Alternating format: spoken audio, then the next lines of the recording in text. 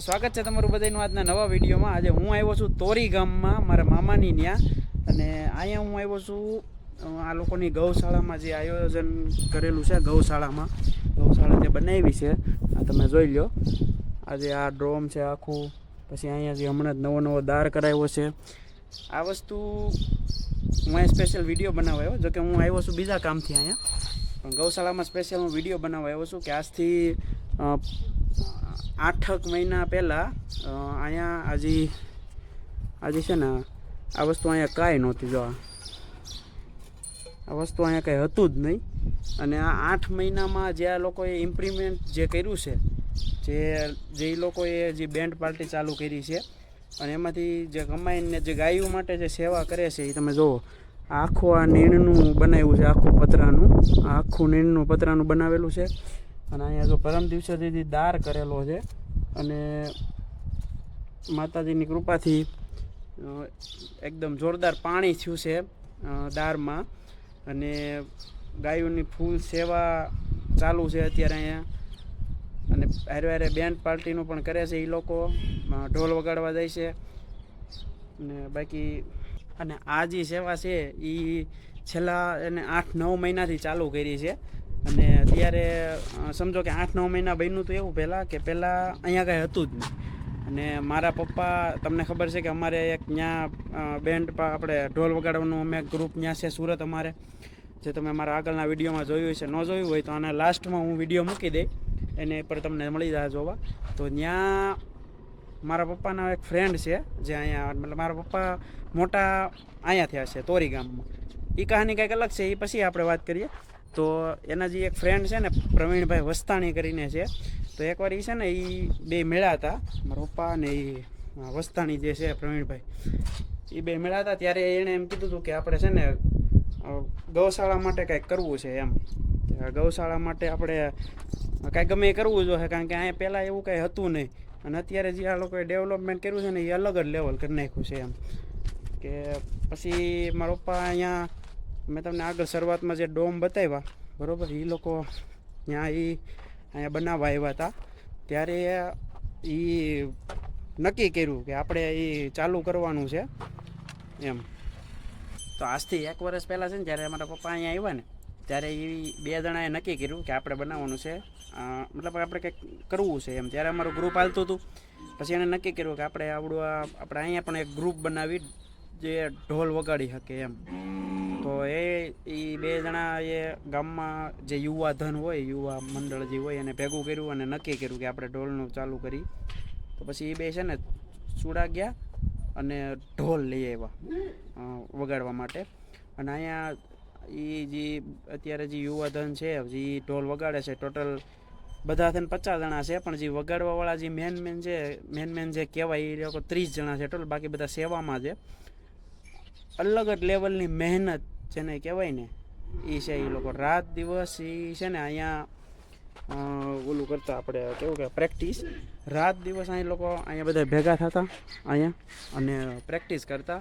અને છેલ્લા 8 મહિનામાં એ લોકોએ એક આ ડ્રોમ બનાવી લીધું, આની અંદર નીણ કેટલી છે એ હું તમને બતાવું, અને દિવાળી સુધીની નીણ ભરી લીધી, કે હવે દિવાળી સુધી કદાચ કાંઈ પણ ન આવે ને તો એને નીણની ક્યારેય જરૂર ન પડે એમ, એવું બધું કરી નાખ્યું। અને આ ડ્રોમ જે છે એ મારા પપ્પાએ જ બનાવેલું છે, મારા પપ્પાને લોખંડનું કામ છે, એટલે આ જોવો તમે આખો નીણનો ભરેલો છે પાછળ, અને આખો દિવાળી સુધીનું ભરી દીધું। ટૂંકમાં દિવાળી સુધી હવે એ લોકોને જરૂર ન પડે નીણની એમ, એવું એ લોકોએ આયોજન કરી નાખ્યું એમ। અને હું તમને કહું ને કે મહેનત એટલે આ લોકોની અલગ જ લેવલની, એ લોકોએ હવે એક નવું પણ ચાલુ કર્યું છે, જે આપણે અંતિમ વિધિ હોય માણસની, જ્યારે મૃત્યુ પામે ત્યારે જે અંતિમ વિદાય હોય તેનો રથ પણ એ લોકોએ અહીંયા બનાવ્યો છે, એ પણ તમને હું વિડીયોમાં બતાવું। અને એ રથમાં ચાર્જ લગભગ કાંઈ છે નહીં, એનો ચાર્જ તો મને નથી ખબર છે કે નહીં, પણ લગભગ નથી એનો ચાર્જ, એ લગભગ ફ્રી ઓફ કોસ્ટ છે। અને જો એણે આખો છે ને અહીંયા આ રથ બનાવેલો છે, જેને ટ્રેક્ટર જોડીને લોકો જઈ શકે એમ। અને એ રથનો તો કોઈ ચાર્જ નથી, પણ એ લોકો કેવું કે રામ ભરોસે જે આપે એ લઈ લેવાનું, બાકી એવો કોઈ ફરજિયાત એવો કોઈ ચાર્જ નથી. અત્યારે જો આ ગમાડ બમાડને એક નંબર જેને કહેવાય એ કરી દીધું, આ આખી સુવિધા મસ્ત.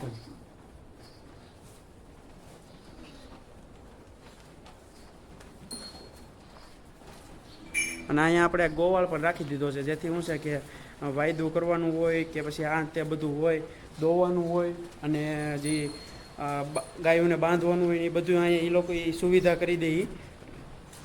એ આવો આપણે ગોવાળ પણ રાખેલો છે, એવો આપણે ગોવાળ પણ રાખેલા છે. અને અહીંયા અત્યારે એવી સુવિધા છે કે કેમેરા હાથ લાગી ગયા છે, જગ્યાએ અત્યારે કેમેરા હાથ લાગી જાય. જો અહીંયા રહ્યો, આવા ઘણી જગ્યાએ અત્યારે કેમેરા હતા ને લગાડી દીધા છે. ટોટલમાં બધી સુવિધા અહીંયા તમને મળી જાય કે તમે આવો. અને અહીંયા એક વસ્તુ કેવી છે ખબર, સાંજે છે ને બધા અહીંયા ભેગા મળીને અને બેઠક કરે, અને સમજો કંઈક નવું ડિસિઝન લેવાનું હોય તો એ નવું ડિસિઝન લઈને ક્યારેક પ્રોગ્રામ કરવાનો હોય તો તમે કરી નાખે, કારણ કે જગ્યા મોટી છે. હમણાં મોટો દાર કરાવ્યો છે ને પાણી બહુ થયું છે, એમ હદ પાણી બહુ થયું છે. આપણે ઉનાળામાં એટલું પાણી થાય એટલે 12 માસ પાણી ટૂંકમાં આપણે નહીં ખૂટે ગૌશાળામાં. એ રીતનો પ્રોગ્રામ આખો કરી નાખ્યો છે. તો હું તો એવું સજેસ્ટ કરું કે તમે જો તમારા આજુબાજુના ગામમાં હોય અને જો તમારે ઓર્ડર આપવો હોય તો હું તમને કોન્ટેક્ટ નંબર આપી દઈને. હું તો એમ કહું છું તમારા ગામમાં જો આવું કોઈ હોય, હું ગૌશાળા હોય કે ગમે એ હોય, હું એમ નથી કે ગૌશાળા જરૂરિયાતમંદ ગમે એ વસ્તુ હોય કે ભાઈ એને ડેવલપ કરવી છે તો તમે પણ આવું ગ્રુપ બનાવો અને ઢોલ વગાડો. સેવામાં કામમાં એવું બધા ઘણાને હોય કે ભાઈ ઢોલ વગાડવા એટલે શરમ આવે એમ.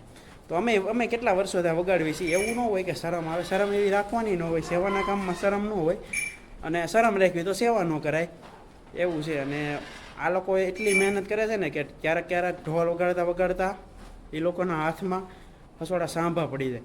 સાંભા તો મેં તો ઘણી વાર એવું છે કે લોહી નીકળી જાય ત્યાં સુધી એ લોકો એટલા તાન ચડી ગયું, એને એટલું તાન ચડી ગયું હોય ઢોલમાં કે થોડું લોહી નીકળી જાય ને તો એને ખબર જ ન હોય. એવા બધા યુવાધન અત્યારે પ્રોત્સાહન છે, એમ ઉત્સાહ છે એને વગાડવાનો, ઢોલ વગાડવાનો એટલો.